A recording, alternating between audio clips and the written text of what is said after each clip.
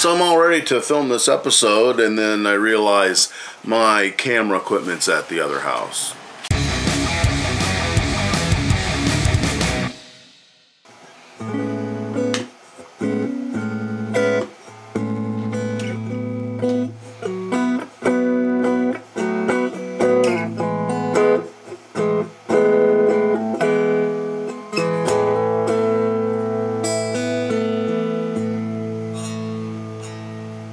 A little buzzy there.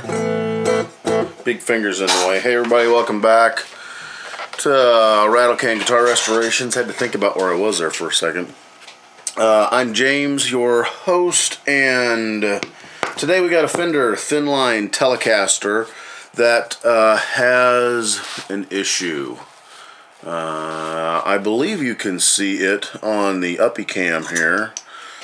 There seems to be a bit of space right there. There seems to be not a bit of space right there, and that's the bad-ish news. The good-ish news is that this is a Fender, and Fenders happen to have bolt-on neck.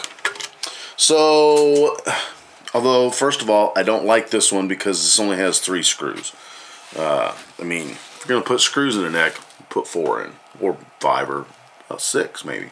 So we're going to, if we're fortunate, we're going to just loosen this a little bit and give it a little twisty just to try to send this side, see, man, so I can send the headstock towards the treble side, freeing us up with just a little bit of space. Let's hope that's what it is. Alright, what I've done, so I've mounted this in my table vise, and I have, this is the plate. You can hear it ronking around back there. So you'll notice we have all this wiggle room here. That's just in this normal neck pocket, which doesn't exactly have me the happy. But that looks a little better to me.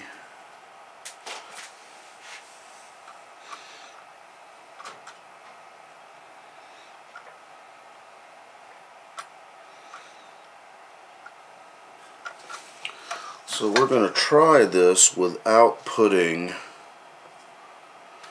I'm going to see if I can just get the tension on the neck itself with the screws to hold that in there, because I have a pretty decent sized gap there. Well, let's just tighten it up and see if we can hold it there.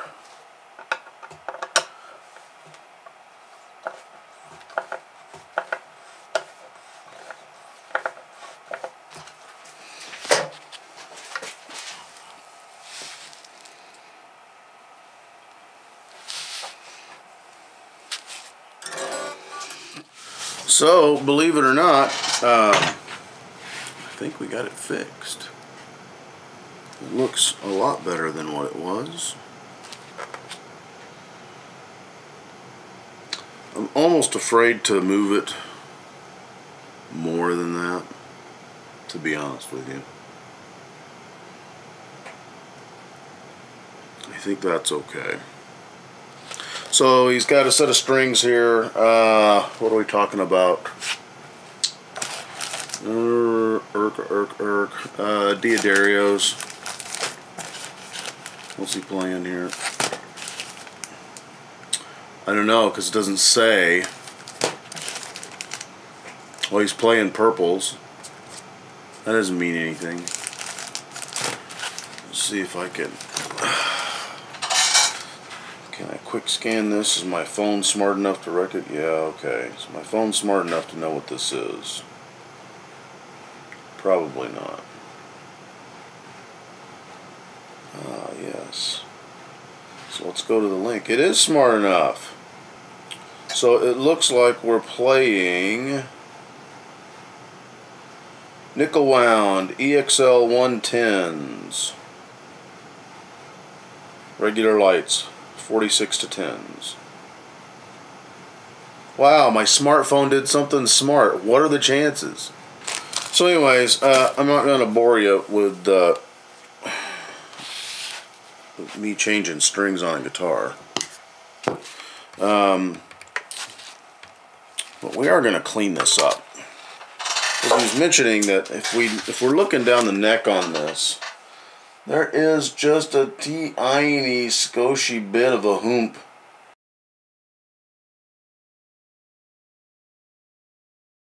Alright, we're going to get these notches out. They're much more evident now that we've colored the top of them, and I have my handy dandy fret leveling file, and it is just a, probably sounds really good coming out of that microphone right there.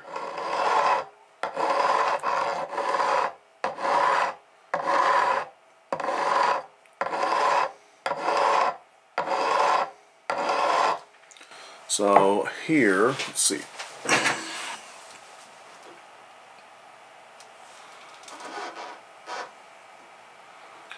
Just in that short amount of time, we can see low spot, low spot, low spot, low spot, low spot, low spot.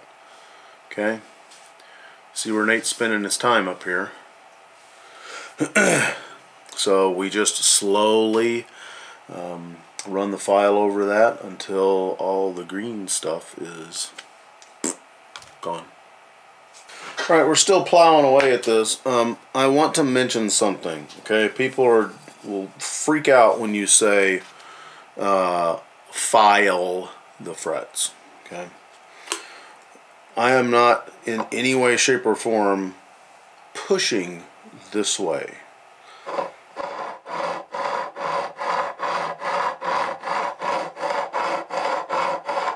Super duper light touch.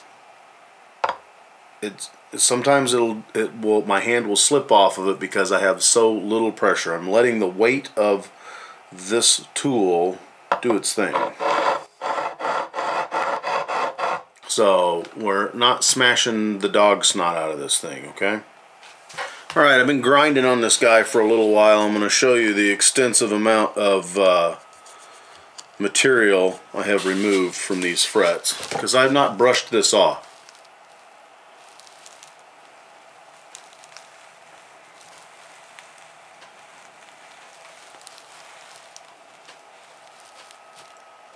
So just to let you know, I'm not kidding you when I say we're not pushing on this, we're not bearing down on this. Almost done. You can see there's a couple of little spots right there. There's one there, there's one there, there's one there, there's a tiny bit of one right there. So we're almost done with that. Slow and steady. And the phone? Who has a phone anymore? Okay. I have done many a guitar whose frets have come in and have looked, well, a lot worse than this. Because what has happened is they have decided that their frets needed leveling, so they just took an old standard file and filed it like this, and then went, hey, I'm done. And if you will look, there are all kinds of little scratches. Little tiny scratches. I've seen some big honking scratches. I'll try to put a couple of photos up here. The one I'm thinking of in particular is was on Jesse's guitar, that parlor guitar he sent me. I want to say the Lone Ranger guitar sitting over there in the corner, that was the same way, where someone just heard or decided that the frets needed to be leveled, and so they leveled them with a file, and they forgot that there's parts after that. So the next thing we have to do now is we're going to have to re-crown these, because what we've done is we've ground the top of them flat to get rid of those little wallowed out areas, and now we need to put that nice little curvy roundness back in the top of that, and we do that with a crowning file. This is the one that I have. You can get it from the big store, the big boy suppliers if you wish. Here. There is the large insert. There is the small insert. And here is the medium insert, which is the one that we're going to use here. You can see how it's curved, and you can see how it is smooth right there. So I've got my fretboard. This fretboard is protected, but in theory you can run this on an unprotected fretboard and things will come out okay. Proceed at your own peril. I'm a protector. I'm not working on a billable hour model at the moment. So these have also, you'll notice these have a notch. Actually, I should turn these around like this. These have a notch so that you can fit them in there only one direction. So anyways, we're going to start putting the crown back on some frets. Alright, we have crowned, and every bit of what I'm telling you has come from a guy who has helped me tremendously, even though he probably doesn't have a clue as to who I am. There's a channel on YouTube called Dave's World of Fun Stuff. When I lived in Japan many years ago, he was the guy that kept coming up when I was looking at how to fix things.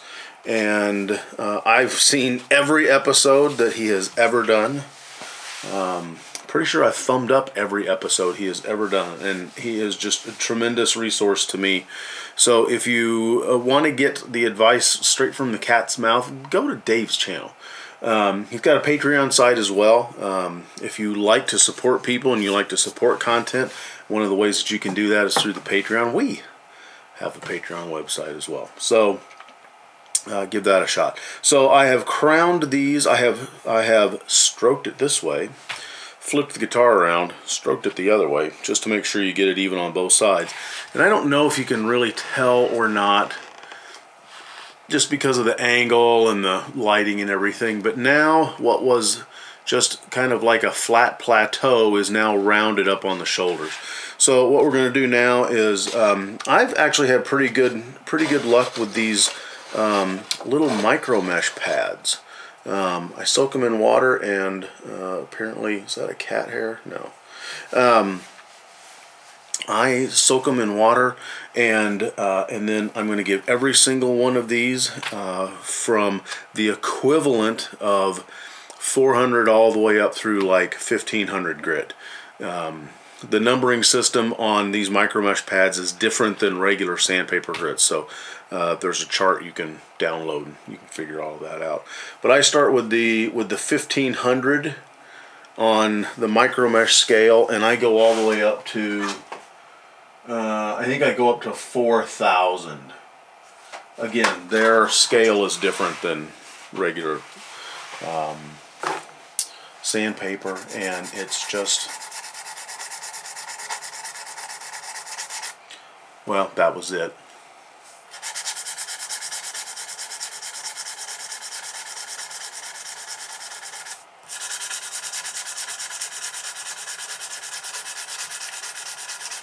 And it's no different than, I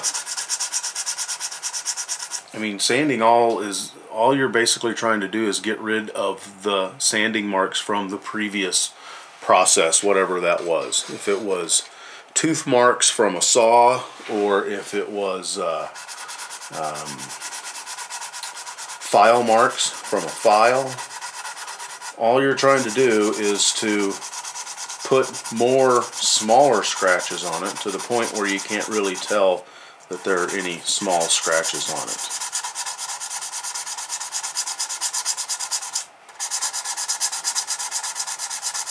Alright, we've run the grits. Again, it just doesn't look, you know, just amazing. I mean, other than the fact that there are no more divots. That's always good. So, the final secret ingredient, all the way from one of the channel subscribers, Big D Guitars over in the UK, is Autosol semi-chrome polish, made in Germany. And this stuff is, you don't use too much of it. And you just, it's a wipe and a polish, and then it'll tarnish up a little bit, and then it will get amazeballs shiny.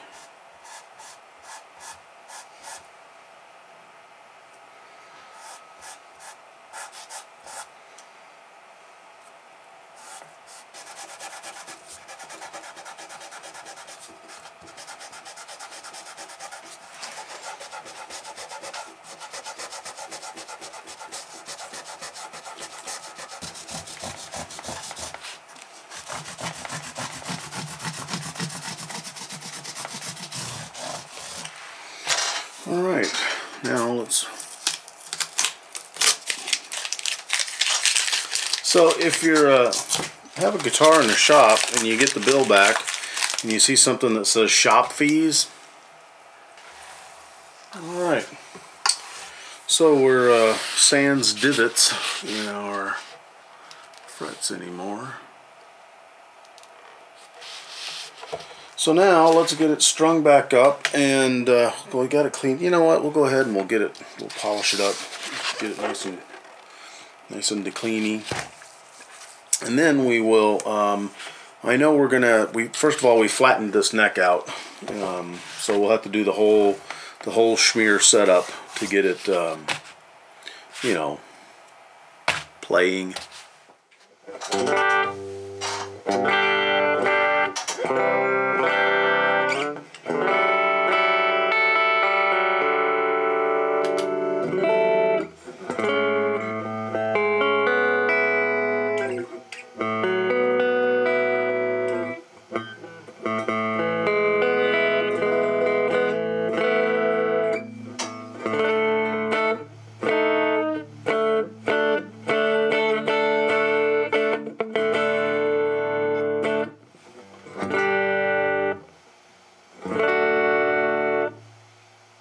Bad. We're courting the low end here because it came to me super slinky down on the deck, and I'm trying to keep it back right there on the deck. A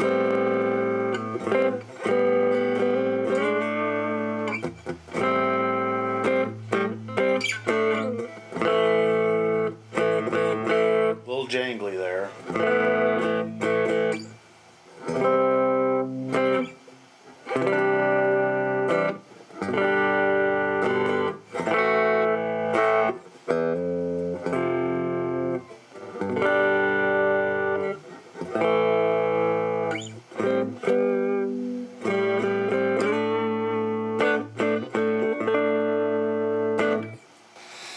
Brand new strings on it. We'll let it sit for a day. I've kind of tweaked the rod, put a little bit, tried to put a little more curve in it. It's still, gosh darn straight. So we'll see. We'll let it sit overnight, and then we'll come back and we'll play with it tomorrow, and we'll see if we did good. Now it looks mucho more centered up. Take a look at that.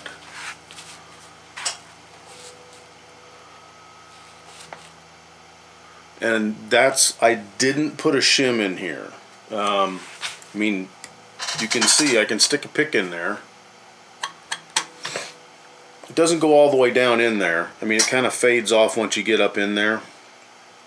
So we'll see. We'll keep an eye on it, and you know, I see Nate every weekend, so it's nice to have. It's nice to have an instrument where you know you can keep an eye on it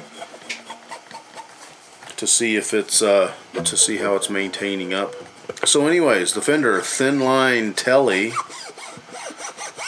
that we did the neck alignment procedure on, we basically just loosened it and kind of strong armed it into place, and it looks like it's going to be okay. Anyways, that's what's going on. Hey, if this helped you out in any small way, be sure to click like. Be sure to comment below the sermon notes. Love to hear from you guys. Be sure to subscribe. Be sure to pass this on to anybody who can do with, maybe they've got a FENDER Thinline Tele that looks a little wonky. And because I've heard from a lot of people that one of the first things that they want to do is they want to reposition the bridge. And this sure is a hell of a lot easier than pulling this, plugging the holes, repositioning it, re-drilling it, resetting it. That's just me. I'm James. You guys have a great weekend. Cheers. Hey, if you like this episode of Rattlecan Guitar Restorations, you might want to check this video out as well. Be sure to subscribe to us on YouTube, and if you'd like to help the channel grow, consider stepping over to our Patreon page and giving that a look. Y'all have a good weekend. Cheers.